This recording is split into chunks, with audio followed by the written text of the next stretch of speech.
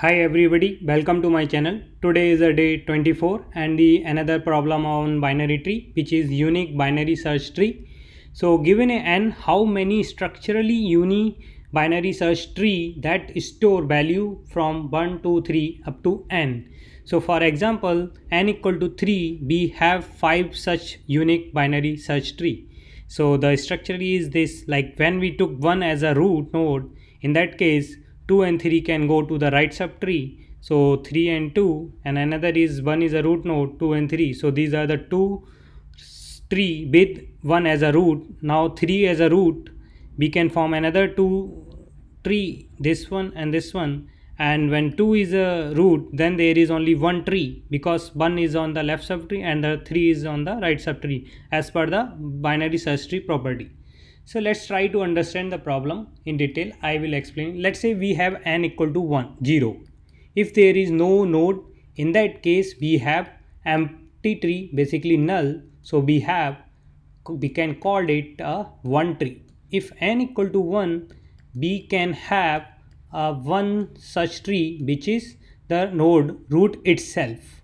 Now n equal to 2, how many such tree we can have? So we will have two nodes, 1 or 2.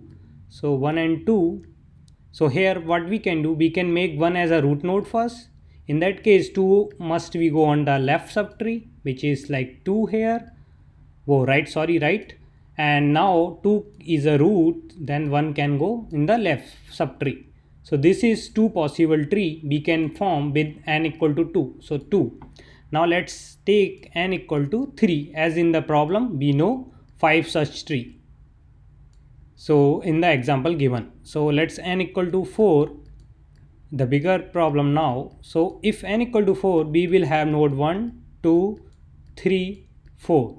So what we can do for forming all such tree, we can make first like 1 as a root node here, and then here 2 as another root node, 2 as a root, and here 3 as a root and 4 as a root. So all the 4 we need to make as a one time at least root. So if we make 1 as a root, in that case all 2 and 3 and 4 will go to the right subtree. So here it's a right subtree part, and in the left subtree, in that case we will not have any node. So as we know already how many tree we can form structurally unique tree with n equal to 3, this is the case of n equal to 3, so which is 5, as we already created here. Similarly, when we place 2 here, in that case one node will go here and remaining 2, 3 and 4 will go into the right subtree, 3 and 4. So as we already know how many substructural tree we can form when n equal to 1 is 1, and with 2 we can form 2. Now how we will use these two subtree? Let's go in more detail of this. So let's say we have 1, 2 is here and 1 is here. That is fixed because we have always one node here, and 2 is our root node in this. So we can form 1 is 3 is here, and then 4 will go as per the 4 will go here. Another we can form 2 is the root node and 1 go to the left subtree, and instead of 3 directly we will have the right child of 2 is 4, then 3 will go to the left of 4. So this is another structural tree. So how many we form? We form the product of left subtree, this product of this 1 into 2 is 2. So let's understand in case of when 3 is a root node, in that case we will have 1 and 2 in the left subtree, and 4 is at the right subtree. So this is, if you see, is like similar to this case when the 2 is, because here in the right subtree we had 2 node and left subtree 1 node. Here it is opposite. In left subtree we have 2 node and right subtree we have 1 node. So number of binary search tree we can form with 2 node is 2 and with 1 is 1, and the total with this we will get 2 into 1 3. Let's understand this case. So this case is also here, all 1, 2 and 3 will go to the left subtree and there is no node in the right subtree. So this is the case when n equal to 3. And how many we can form such binary search tree with n equal to 3? 5, as we, and this case is same as the when n root 1 is a root node. So total how many subtree uniquely we can form? 5 plus 2 plus 2 plus 5. For n equal to 4, we can form 14 such subtree. Oh, sorry, unique binary search tree. So this we can write this as the equation of, if we have to find out number of trees for n, this is a summation of from 1 to n, as we did, right? 1, so we selected ith node as the root, and then n minus ith node. When we select ith node as a root, so if we select ith node as a root node, then in that case, so left subtree will have I minus 1 nodes, and the right subtree will have n minus total minus I node. So this. So now, so we can find out the number of trees over such from I is equal to 1 to n, I minus 1 into number of trees from n minus 1 from the right side and multiplied. So this is a very simple equation we form. Now we can implement this as a recursively. So let's implement it, the code. If base case is n equal to 0 or n equals to 1, in that case we will just return 1, otherwise we have to get a one count variable which is initialized with 0, then run a for loop, and I is equal to 1, I less than or equal to n, and I plus plus count is equals to count plus as per the equation. So here this we will call num trees for I minus 1 star num trees for n minus I.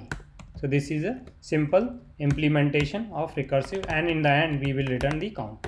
So let's try this. So this code is running, and for 3 we are getting correct answer. Let's submit our code. So this is a recursive implementation. As you see, this is taking too much time. As we know, if we call again and again, so the time complexity of this recursive implementation is exponential. So as we can see here, so if we form the tree, in case of like we have, so this in this example itself, as we have the chosen 2 as a root node, in that case we have to count from the one node in the left subtree and 2 in the right subtree, and we have to do product of this. So as per this equation, similarly when we selected 3 as a root node, and this in this left side we have 2 nodes and right side we have 1 node. So if we see, so here we are calculating number of trees, let me represent with nt, number of tree for 1, and here number of tree for 2, so and multiplying it. Similarly here we are doing number of tree again for 2 and number of tree for 1 node. So this is we are doing. So if you see carefully, we have repeated sub problem, this and this here. So in recursive, that is the reason of exponential time complexity. So if we have recursive repeated sub problem, what we can do, we will cache the solution of those sub problem and later without calculating use them. So let's implement that, use the cache. So we will use the map of integer comma integer map is equal to new hash map, and in the before calling this we will just check if map dot contains key for the n, then return map dot get of n. Okay, and otherwise in the end we will update our map dot put for n comma count, and in the end we just had to return map dot get key. So this is top down dynamic programming approach. So we are caching the result of sub problems and later using. So let's run this code and it is compiling. Let's submit this.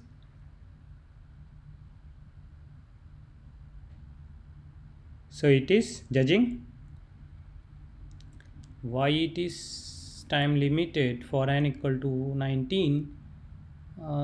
This shouldn't map.get contains key map.get and return the get of n. In here we are updating our map and returning the map.get of n. Why this happen here? So let's see. We created our map. We created n equal to 0 and 1.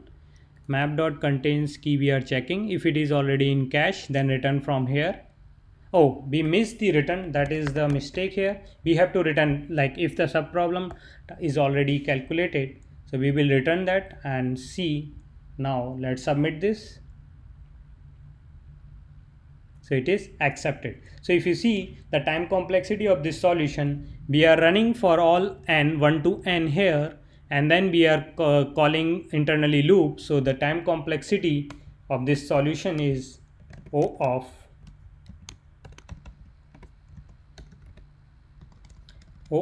n square. Thank you. If you like my solution, please hit the like button and subscribe to my channel for future such videos.